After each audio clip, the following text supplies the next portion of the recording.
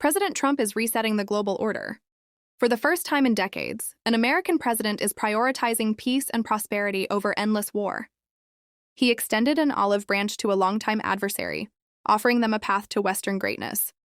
Then he dropped a line so raw it revealed exactly what he plans to do over the next 4 years.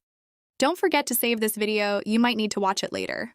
Trump's address in Riyadh marks the exact moment the forever war regime began to collapse. Let's break it down and roll the clips. The era of endless wars is over, and President Trump is offering a new vision built on strength, peace, and results. Standing on stage in Riyadh, Trump opened the U.S.-Saudi Investment Forum with a powerful tribute to his longtime friend, Crown Prince Mohammed bin Salman. The tone was clear from the start. This wasn't routine diplomacy, it was the foundation of a powerful alliance. What a great place, but more importantly, what great people, he said, addressing the Saudi royal family. Turning to the Crown Prince, Trump spoke from the heart. It's a partnership that's already delivered billions in investment, historic peace deals, and a united stance against terrorism. What a great place, but more importantly, what great people. I want to thank His Royal Highness, the Crown Prince, for that incredible introduction. He's an incredible man. Known him a long time now. There's nobody like him. Thank you very much. Appreciate it very much, my friend. And it's a tremendous honor to return to this beautiful kingdom and be welcomed back with such extraordinary generosity and warmth. I've never forgotten the exceptional hospitality showed to us by King Salman, who's just, we talk about a great man. That is a great man. That is a great man, a great family. And that visit took place exactly 8 years ago. The graciousness of the royal family and the Saudi people is really unsurpassed, no matter where you go. Now Trump is back, reaffirming his commitment to a relationship that's reshaping the Middle East. But Trump didn't stop at celebration of alliances.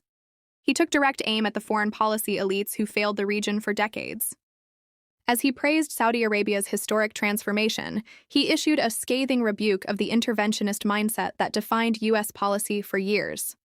The heat was scorching. He laid bare the legacy of failure. Instead, Trump credited the people who live there, who built their countries without lectures or occupation. He made sure no one missed the lesson. And the key to real progress? In the crowd, Crown Prince MBS and Elon Musk applauded, signaling a shared understanding of what it took to rebuild the region on their own terms. Before we roll the next clip, if you have not subscribed, you're missing out on critical updates. Hit the bell to stay sharp and informed. It's proudly brought to you by Rosie OTV. Now, back to the story you came for.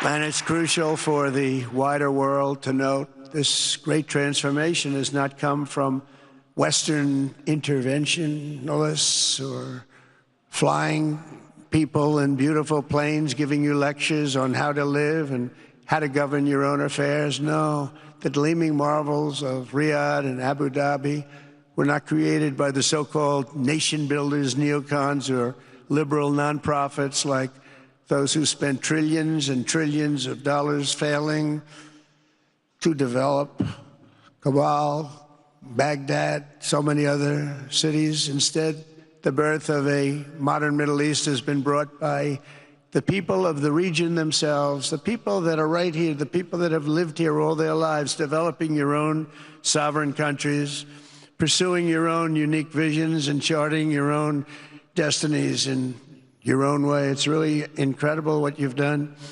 In the end, the so-called nation builders wrecked far more nations than they built, and the interventionists were intervening in complex societies that they did not even understand themselves. They told you how to do it, but they had no idea how to do it themselves. Peace, prosperity, and progress ultimately came not from a radical rejection of your heritage, but rather from embracing your national traditions and embracing that same heritage that you love so dearly. The most revealing moment of the night didn't come during a foreign policy rundown. It came when Trump let the world in on what actually drives him. This was the line he dropped that will define his legacy. As I said in my inaugural address, my greatest hope is to be a peacemaker, a unifier. I don't like war. And this wasn't just talk. He shared a story that the media barely mentioned, one that revealed how his philosophy plays out in practice. 2 nuclear powers, centuries of tension, and how did Trump stop it? Not with aircraft carriers, with trade, art of the deal. That one line said everything about his approach. Strong enough to demand results, smart enough to de-escalate without bloodshed. While other leaders gave speeches, Trump made phone calls and brought peace to the brink of war. As I said in my inaugural address, my greatest hope is to be a peacemaker and to be a unifier. I don't like war. We have the greatest military, by the way, in the history of the world. You know, I rebuilt our military in my first 4 years and rebuilt it into the most powerful military there is. And you saw that when I knocked out ISIS in 3 weeks. People said it would take 4 years, 5 years. I did it. We did it in 3 weeks. Just days ago, my administration successfully brokered a historic ceasefire to stop the escalating violence between India and Pakistan. And I used trade to a large extent to do it. I said, fellas, come on, let's make a deal. Let's do some trading. Let's not trade nuclear missiles. Let's trade the things that you make so beautifully. And they both have very powerful leaders, very strong leaders, good leaders, smart leaders. And it all stopped. Hopefully it'll remain that way, but it all stopped. I was very proud of Marco Rubio and all of the people that worked so hard. Marco, stand up. What a great job you did on that. Thank you, J.D. Vance, Marco. The whole group worked with you, but it was a great job. And I think they're actually getting along. Maybe we can even get them together a little bit, Marco, where they go out and have a nice dinner together. Wouldn't that be nice? But we've come a long way, and it could be, you know, millions of people could have died from that conflict that started off small and was getting bigger and bigger and bigger by the day. As he wrapped up, Trump delivered one final message, not just to the room in Riyadh, but to the entire world. It was a declaration of intent for the great American future. And then he addressed the legacy of those who came before him, the ones who used American power not to protect freedom, but to enforce ideology. He called out the addiction to military might. But for Trump, that power is a deterrent, not a tool of destruction. War is easy, peace takes courage, and that's the path he's choosing for America. As President of the United States, my preference will always be for peace and partnership whenever those outcomes can be achieved. Always. It's always going to be that way. Only a fool would think otherwise.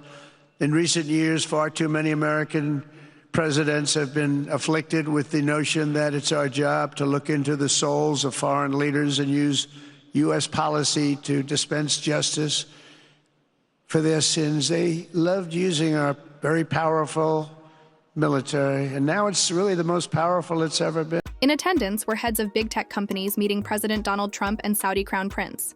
This signals a powerful nexus of tech, politics, and geopolitics. From AI to oil to data sovereignty, this is more than a photo op. It's about shaping the future of global influence.